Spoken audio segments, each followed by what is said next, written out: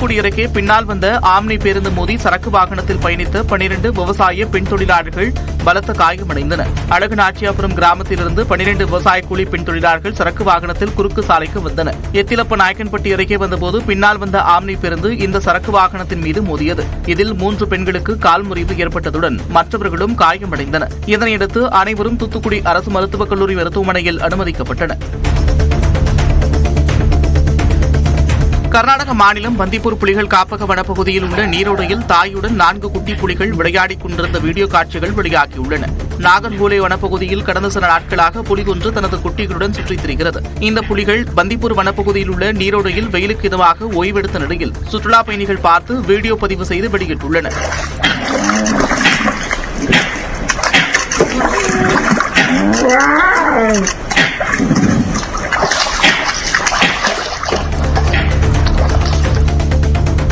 மயிலாடுதுறை மாவட்டம் காலஸ்திநாதபுரம் ஊராட்சியில் மோட்டாருடன் கூடிய தண்ணீர் தொட்டிகள் பயனற்று கிடப்பதாக குற்றச்சாட்டு எழுந்துள்ளது.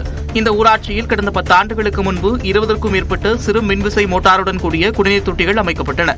போதிய பராமரிப்பு இல்லாததால் குடிநீர் தொட்டிகள் மோட்டார்கள் பழுதடைந்து முற்றிலும் பயனற்று கைவிடப்பட்டது. அத்தியாவசிய தண்ணீர் தேவைக்கு குடிநீர் தொட்டிகளையே பொதுமக்கள் நம்பியிருப்பதால் இவற்றை சீரமைத்து பயன்பாட்டிற்கு கொண்டுவர கோரிக்கை விடுக்கப்பட்டுள்ளது. திண்டுக்கல் மாவட்டம் கொடைக்கானல் மற்றும் அதன் சுற்றுவட்டார பகுதிகளில் பெய்து வரும் மிதமான மழையில் நனைந்தபடி சுற்றுலா பயணிகள் படகு சவாரி செய்து மகிழ்ந்தனர். அப்சர்வேட்டரி, அண்ணா சாலை, கவி தியாகராஜர் சாலை, 7 ரோடு சந்திப்பு உள்ளிட்ட பகுதிகளில் மிதமான மழையும் மேலும் சில பகுதிகளில் சாரல் மழையும் பெய்தது. இதனை பொருட்படுத்தாமல் நட்சத்திர ஏரியில் படகு சவாரி செய்தும் பிரையன் பூங்காவில் வண்ண மலர்களை கண்டு ரசித்தவாறும் சுற்றுலா பயணிகள் உற்சாகமடைந்தனர்.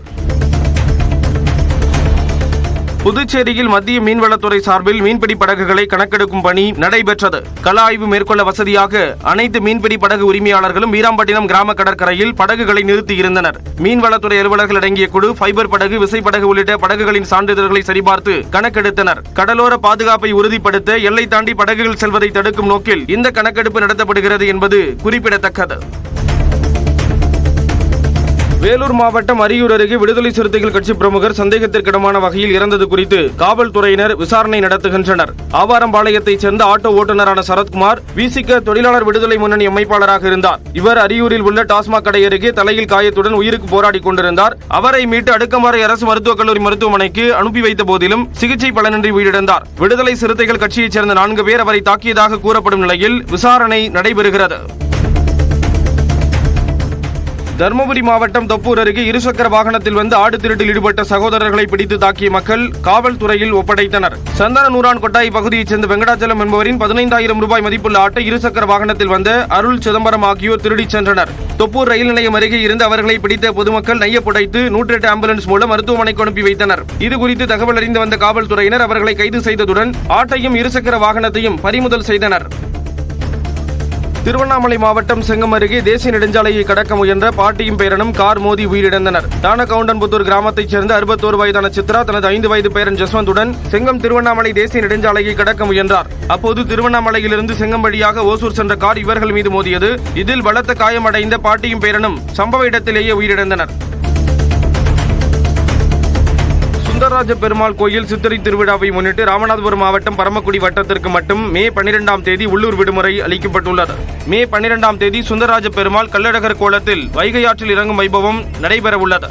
இதற்காக அன்றைய தினம் பரமக்குடி உள்வட்டத்திற்கு மட்டும் விடுமுறை அளித்துள்ள மாவட்ட ஆட்சியர் சிம்ரன்ஜித் சிங் கலோலன் இந்த விடுமுறையை ஈடு செய்யும் விதமாக மே 25ஆம் தேதி வேலை நாளாக இருக்கும் என்று தெரிவித்துள்ளார். ஆந்திராவிலிருந்து திருச்சிக்கு போதை வஸ்துக்கள் கடத்த முயன்ற நபர் கள்ளக்குறிச்சி மாவட்டம் உளுந்தூர்பேட்டை அருகே கைது செய்யப்பட்டார். ஆசனூர் தேசிய நெடுஞ்சாலையில் காவல்துறையினர் வாகன சோதனையில் ஈடுபட்டனர். அப்போது டாடா ஏஸ் வாகனத்தில் கடத்தி வரப்பட்ட 600 கிலோ குட்கா, ஹான்ஸ் உள்ளிட்ட பொருட்கள் பறிமுதல் செய்யப்பட்டன. இதையடுத்து அந்த வாகனத்தை ஓட்டி வந்த தருமபுரி மாவட்டத்தைச் சேர்ந்த மணிகண்டன் என்பவர் கைது செய்யப்பட்டார்.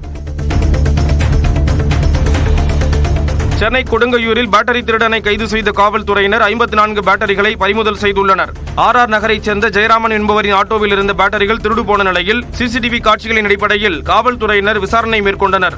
அப்போது வியாசர்பாடியைச் சேர்ந்த ஸ்டாலின் என்பவர் பேட்டரிகளை திருடி இரும்பு கடையில் விற்று பணம் சம்பாதித்தது தெரிய வந்தது. மேலும் கடன் சுமை அதிகரித்ததால் பேட்டரிகளை திருடி விற்பனை செய்ததாக அவர் கூறியுள்ளார்.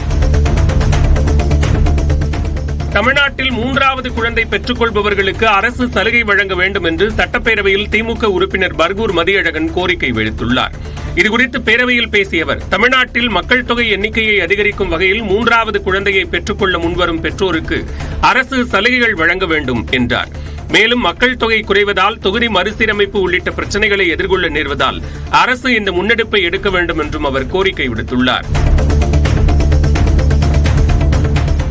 சித்திரை முழு நிலவு திருவிழாவுக்காக தேனி மாவட்டம் கூடலூர் அருகே பளியங்குடியில் உள்ள கண்ணகி கோவிலில் கொடியேற்ற வனத்துறை அனுமதி மறுத்ததால் அறக்கட்டளை அலுவலகத்தில் கொடியேற்றப்பட்டது.